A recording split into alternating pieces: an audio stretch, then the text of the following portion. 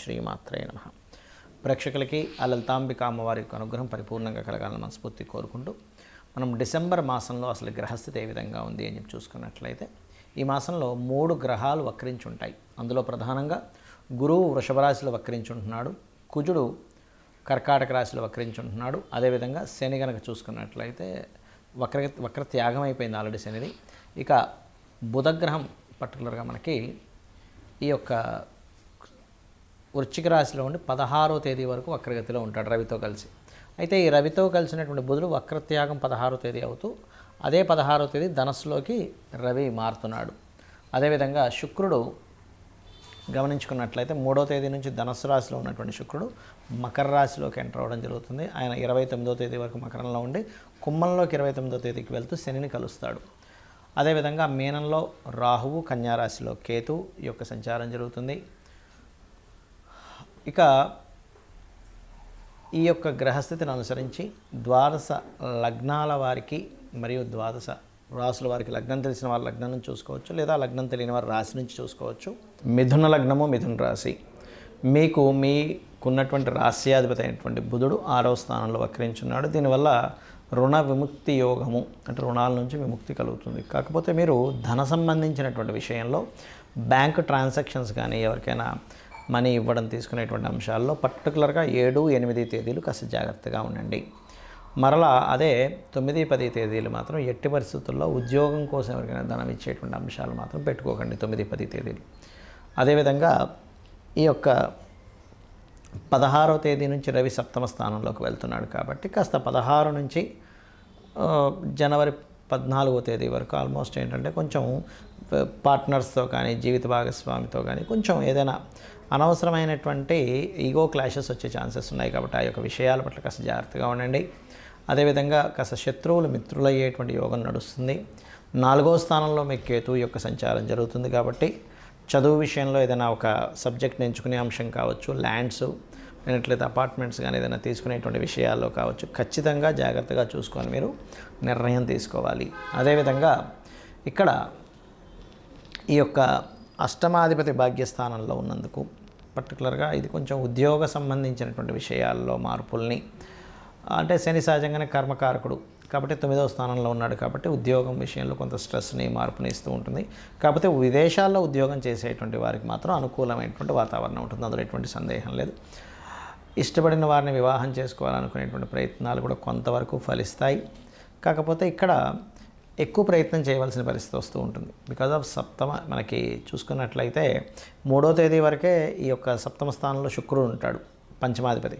కానీ 3వ తేదీ తర్వాత ఎప్పుడైతే శుక్రుడు అష్టమంలోకి వెళ్తాడో ఆ అష్టమంలోకి వెళ్ళినటువంటి ఇది ఏమిటంటే పర్టికులర్గా మీ యొక్క సంతానానికి ఏదైనా పూర్వీకుల ఆస్తులకు సంబంధించినవి కాస్త సంక్రమించడం కానీ ఇటువంటివి గోచరిస్తున్నాయి. బట్ ఇక్కడ ఏంటంటే 4వ స్థానంలో కేతు ఉన్నందుకు మాత్రం పర్టికులర్గా ఏదైనా ఎలక్ట్రానిక్ డివైజెస్ కొనుక్కునేటువంటి అంశాల పట్ల కూడా కాస్త జాగ్రత్తగా ఉండాలి. ఇక మీరు చేయవలసినటువంటి దేవత ఆరాధన ఏమిటి అని చెప్పి చూసుకున్నట్లయితే మీరు లలిత అమ్మవారి యొక్క ఆరాధన ఎక్కువగా చేయండి. మరియు అదేవిధంగా ఇందాక మనం మాట్లాడుకున్నాం ఇది 7, 8 తేదీలు కాస్త మనీ రిలేటెడ్ మ్యాటర్స్ విషయంలో జాగ్రత్తగా ఉండాలి. పెద్ద మొత్తంలో డబ్బులు ట్రాన్స్ఫర్ చేసేటప్పటిది ఆ పర్టికులర్ ఆ 2 రోజులు కూడా మీరు దుర్గా ఆలయానికి ఎక్కువగా సందర్శించండి. ఎంత దుర్గా ఆలయాలకు వెళ్ళి నిత్యము కనుక ఓం దుమ్ దుర్గాయ నమః అనే నామస్మరణ కనుక చేసినట్లయితే త్రుటిలో తప్పడం అంటూ ఉంటారు. అబ్బా నేను ఈ పని చేయడం వల్ల నాకు సేఫ్లో ఉన్నాను, ఈ డబ్బు పోకుండా అంటూ ఉంటాను చూసారా, అటువంటివి జరుగుతాయి.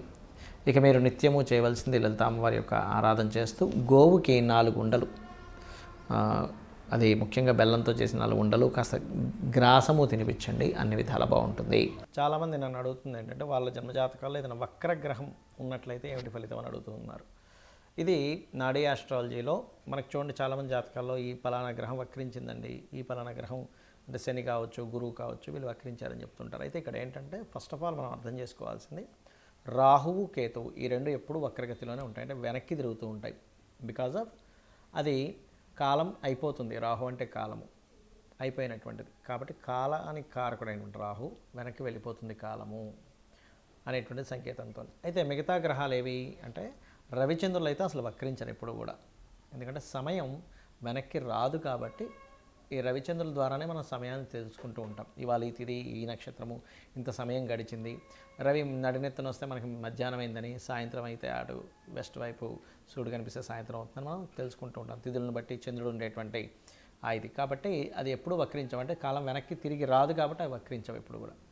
అయితే మిగతా గ్రహాలు ఏవైతే ఉన్నాయో వక్రించిన గ్రహంతో సమయంలో పుట్టారు వ్యక్తి అంటే దానికి చాలా పెద్ద విషయం ఉంటుంది. ఎలా అంటే ఒక ఉదాహరణకి శని వక్రించాడు అనుకోండి, ఏ గ్రహమైనా ఒకటే గుర్తుపెట్టుకోండి, మీ జన్మజాతకంలో వక్రించినప్పుడు ఉన్న స్థలం కంటే కూడా వెనకాతలు ఉండేటువంటి రాశితో సంబంధాలు పెట్టుకుంటాయి అవి. అంటే ఒక్కొక్కసారి ఆ వక్రించడం వల్ల మంచి జరుగుతుంది, ఒక్కొక్కసారి ఇబ్బంది ఉంటుంది. ఎలా అంటే ఉదాహరణకి మేషరాశిలో శని, మేషరాశి కాకుండా మేషరాశి తర్వాత అయినటువంటి రాశిలో శని భగవానుడు వక్రించాడు, అంటే వృషభంలో శని వక్రించాడు. వక్రించడం వల్ల అనవసరంగా నీచ ఫలితాలు పొందుతాడు. అదే మేషరాశిలో శని వక్రించాడు అనుకోండి, అప్పుడు నీచత్వం కోల్పోతాడు. అదేవిధంగా ఉచ్చస్థానానికి కూడా అదే వర్తిస్తుంది. ఉదాహరణకి తులారాశిలో శని వక్రించాడు అనుకోండి, అప్పుడు ఉచ్చస్థానం యొక్క ఫలితాలు కోల్పోతున్నాడు. కానీ వృశ్చికంలో వక్రిస్తే ఆయన ఉచ్చస్థానంలోకి వెళ్తున్నాడు. ఏదైనా ఒక గ్రహం కనుక వక్రించినప్పుడు తను ఏ రాశిలో ఉండి వక్రించాడో అది అదృష్టానికి దారితీస్తుందా, ఇబ్బందికి దారితీస్తుందా అనేటువంటి చూడాలి.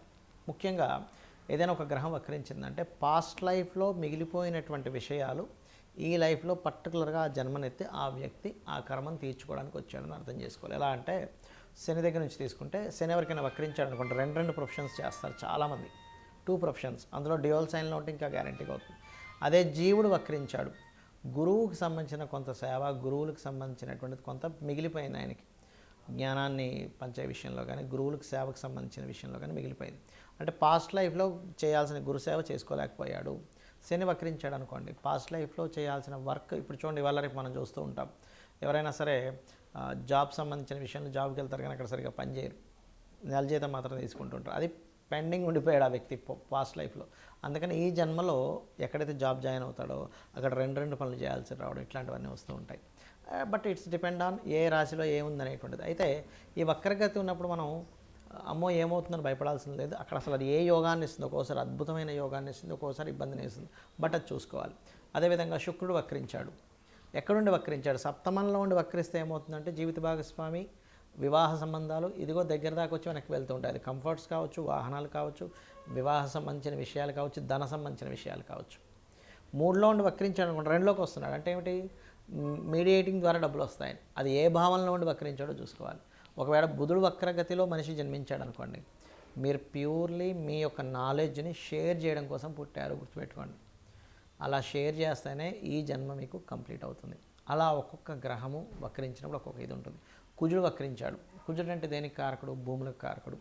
అది వక్రించినప్పుడు ఒక మంచి ప్లానెట్తో వెళ్ళి కనెక్ట్ అయితే భూముల ద్వారా లాభాలు ఉంటాయి. వక్రించినప్పుడు ఆ 159 యాక్సెస్లో ఇంకొక పాపగ్రహంతో కనెక్ట్ అయితే రావాల్సిన భూమి కాస్త పోయి ఇబ్బంది పడతాడని అర్థం. సో దానికి ఏం చేయాలంటే వక్రించిన గ్రహాన్ని మనం చూసినప్పుడు అది వెళ్ళి ఏ గ్రహాలతో కంజంక్ట్ అవుతుంది, ఏ గ్రహాలతో చూడబడుతుందో తెలుసుకొని దానికి సంబంధించిన రెమెడీ చేసుకుంటే ఈ వక్రగతి ఒకవేళ ఇబ్బందికరంగా ఉంటే ఆ ఇబ్బందికరమైన పరిస్థితులు తగ్గుతాయి. బాగున్నట్లయితే మనం ఏం రెమెడీ చేసుకోకర్లేదు, అద్భుతంగా ఉంటుంది. ఆ రెమెడీస్ కూడా చిన్న చిన్నవి, గోవుకి తినిపించడము, గ్రహాలకు దీపారాధన చేయడము, లేనట్లయితే అమ్మవారి నామాల్లో ఏదైనా ఒక మంత్రం చేసుకోవడం చేస్తూ ఉండాలి. శని వక్రించాడు ఉదాహరణకి, శని వక్రగతి వల్లే ఇబ్బందులు వస్తున్నాయి అనుకోండి, ఎందుకంటే కర్మకారకుడు కాబట్టి వాళ్ళు చేయవలసిన మంత్రం ఏమిటంటే ఓం అనాకలిత సాదృశ్య చుబుక శ్రీ విరాజితాయ నమః.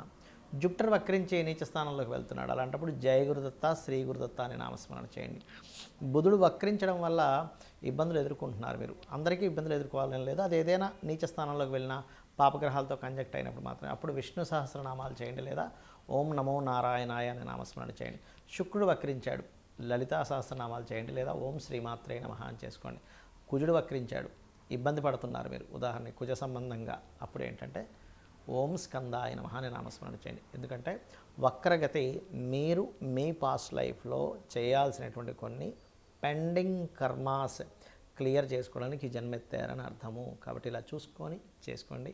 అన్ని విధాలా మీకు అమ్మవారి అనుగ్రహం ఉండాలని, కలగాలని మనస్ఫూర్తిగా కోరుకుంటూ శ్రీమాత్రే నమః.